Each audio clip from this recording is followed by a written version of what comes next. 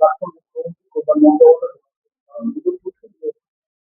পরিবারের পুলিশের জন্য মত মেরে ফেলেছে এবং পরিবারকে হুমকি দিচ্ছে বিধায়ক। শুনুন, মমতা ব্যানার্জির পুরনো রাজনীতি এটা।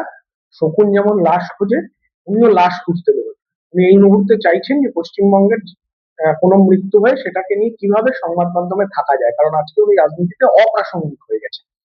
আমি আপনাকে বলি যে পাড়ার ছেলে হিসেবে, বিধায়ক হিসেবে আমি এই পরিবারের পাশে আছি।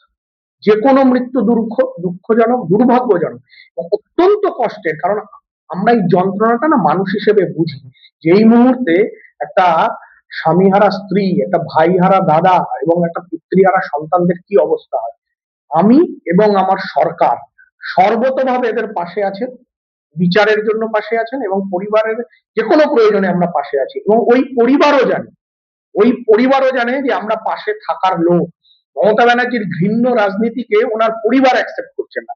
কোথায় পরিবারে তো ওনারা বললেন যে স্থানীয় প্রশাসনের থেকে সাহায্য চান, এবং আমরা নিয়মিত যোগাযোগ রাখছি তাদের সাথে এবং কথা দিচ্ছি যে কোনো প্রয়োজনে পাশে আছি। মমতা ব্যানার্জি যে রাজনীতি করতে চাইছে, এই রাজনীতি আজকে বাংলার মানুষ ব্যর্থ করে দিয়েছে। উনি আসলে কোনোভাবে সংবাদ মাধ্যমে একটু টিকে থেকে তাই দাবি করেছে, খুব সমালোচনা করেছে। আরে সমালোচনা যাদের ঘটনা তারা তো কিছু বলছেন না। তারা জানেন যে কারা পাশে আছে, মমতা ব্যানার্জি শুধুমাত্র মৃত্যু নিয়ে, ওনার রাজনীতির শুরুটাই হচ্ছে মৃত্যু নিয়ে, মানে উনি রাজনীতির উত্থান মৃত্যু নিয়ে, তাই আবার ওনার সিঁড়ি হিসেবে মৃত্যু খুঁজতে পেরেছে। কিন্তু আমরা কোনো মৃত্যুকে রাজনীতির অ্যাঙ্গেল থেকে দেখি না। আমরা এটা দেখছি না যে সেই ব্যক্তি তৃণমূল ছিল না সিপিএম ছিল না কংগ্রেস ছিল। আমরা সেই ব্যক্তিকে, বিরজু পিয়ারকে একজন মানুষ হিসেবে দেখছি। আমরা তার পরিবারের পাশে আছি, কারণ পরিবারের প্রিয়জন হারানোর যন্ত্রণা মানুষ হিসেবে আমি বুঝি। এই জন্য আমরা পাশে আছি এবং ওনাদেরও ভরসা আমাদের উপর আছে, ওই পরিবারের ভরসা। সব রকম সহযোগিতা এবং আইনি সহযোগিতাও যদি ওনারা চান। এই ঘটনার তদন্ত, এই ঘটনা কি হয়েছে আমি জানি না, কিন্তু কাস্টেডিয়াল ডেথের যে প্রক্রিয়া আছে, তার তদন্তের যা যা পদ্ধতি আছে, যা যা প্রক্রিয়া আছে, সেই প্রক্রিয়ায় সর্বতভাবে সরকার তাদের পাশে আছে। আমরা কোনো মৃত্যুকে ধামা চাপা দিতে চাই না। মমতা ব্যানার্জি মৃত্যুকে ধামা দিচ্ছে। এই আরজিকর ঘটনার সময় আমরা দেখেছি আরজিকরের ঘটনা ঘটেছেন এবং মমতা ব্যানার্জি এবং তার প্রশাসন নির্লজ্জভাবে সেটা চাপা দিতে চেয়েছে। কিন্তু আমরা কোনো ঘটনা এক বিন্দু চাপা দিতে চাইছি না। আমরা বলছি যার মৃত্যু হয়েছে সে মৃত্যু দুঃখজনক, তার প্রকৃত তদন্ত হবে। সরকার সেই তদন্তে হস্তক্ষেপ করবে না, বরং সহযোগিতা করবে যাতে সঠিক তদন্ত হয়। যদি কেউ অপরাধ করে থাকে তারা সেগুলো বেরোবে এবং আইন মোতাবেক তাদের শাস্তি হবে। কোথাও আমাদের কোনো হস্তক্ষেপ থাকবে না। পুলিশের কাজ তো তদন্ত করা, পুলিশের কাজ তো প্রেসের সামনে কিভাবে করবে সেটা বলা না। কিন্তু আমি বলছি আপনাকে, এই সরকারের একটা পার্ট হিসেবে আমি আপনাকে বলছি, এলাকার বিধায়ক হিসেবে বলছি, কোন তদন্তে বিন্দু মাত্র হস্তক্ষেপ হবে না। পরিবারকে ন্যায্য, তাদের যা প্রাপ্য, যা সেটা পাইয়ে দেওয়া, তাদের ন্যায্য বিচারটা তাদের প্রাপ্য, সুতরাং সেটা পাইয়ে দেওয়া। এবার বিচারে যেটা উঠে আসবে শাস্তি হবে। আমাদের দলে আমরা কোনো সময় আমাদের কেউ মানে আইনের ঊর্ধ্বে তো নয়, সেটা পুলিশ হোক, আমি হই, কেউ হোক, এবং এই সরকার হচ্ছে আইনের রক্ষক। সুতরাং আইনে তদন্তে যারা দোষী প্রমাণিত হবে তাদের শাস্তি হবে।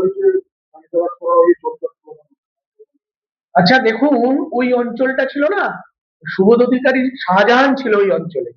যে ভয়ঙ্কর অত্যাচার ওই অঞ্চলে, কোয়ার্টার এবং তার পার্শ্ববর্তী এলাকা, খুব গরিব মানুষের বাস, দিন আনে দিন খায়, সে মানুষের উপর যে ভয়ঙ্কর অত্যাচার এই সুবোধ অধিকারী, কমল অধিকারীরা করেছে মমতা ব্যানার্জির নেতৃত্বে, আজকে মানুষ তাকে পেয়েছে, তাকে ফুল ছুড়বে?